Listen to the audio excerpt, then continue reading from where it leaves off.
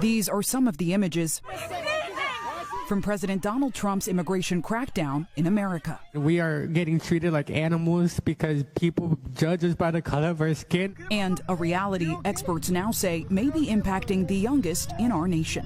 Families and children and adolescents are reporting the severe amount of stress and depression, anxiety, as well as economic devastation, right? Because some families are not even going out to work. Dr. Lisa Fortuna is a professor at the University of California, Riverside, and the lead psychiatrist behind a recent report that finds U.S. immigration policy is causing a public health emergency for children and families. It's really becoming sort of ongoing anxiety, stress reactions, depression, problems sleeping, problems eating, problems attending at school. The concern that they might be separated from their families. If they have mixed status families, we're having children that are experiencing nightmares, panic attacks around the idea that this might happen to their family. The report's findings also reflected in firsthand accounts. This mother of a man detained by Immigration and Customs Enforcement agents on November 4th, telling our NBC station in Los Angeles. My son was taken by masked men, scared, heavily armed ICE agents, while my granddaughter remained strapped in her car seat in the back of the vehicle. Witnesses and the family of the man say agents then took the car with the child inside. We didn't know what happened to her while she was in their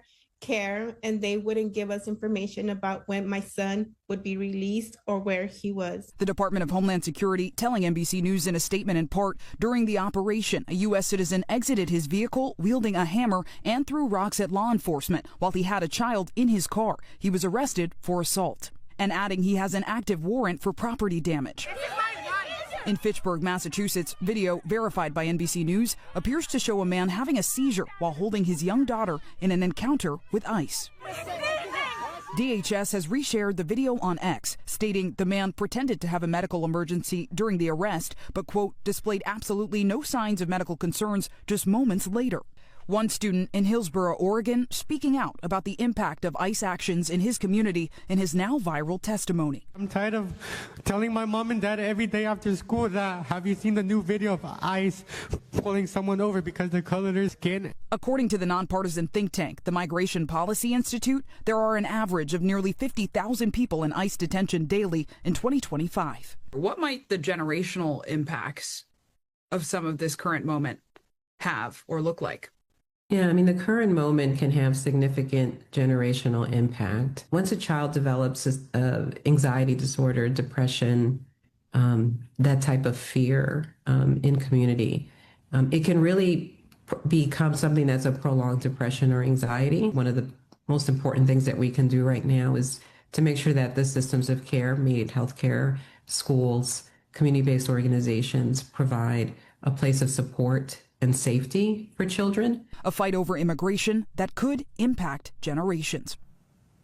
And we asked the Department of Homeland Security about the report's findings that the immigration crackdown is a public health emergency for children. In a statement to NBC News, they did not answer our questions about that study, but did say in part, quote, President Trump and Secretary Noem take the responsibility to protect children seriously, adding ICE does not separate families or deport U.S. citizens. Parents are asked if they want to be removed with their children or if they would like ICE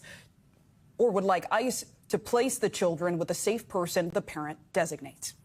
We thank you for watching, and remember, stay updated on breaking news and top stories on the NBC News app or watch live on our YouTube channel.